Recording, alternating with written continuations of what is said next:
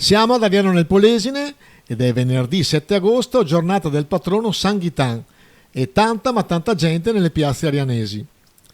Promossa dalla Proloco insieme all'amministrazione comunale, il programma di questa fiera è iniziato venerdì 31 luglio e si chiuderà venerdì 21 agosto con Lusanto Iullare Francesco nell'ambito della rassegna tra ville e giardini.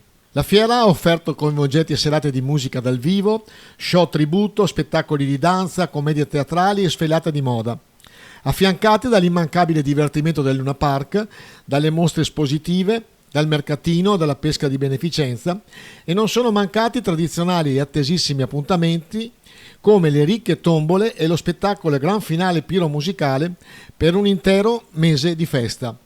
Ogni volta si ripete il fascino e la magia della fiera di San Ghitan ad Ariano, o sbaglio? Sì.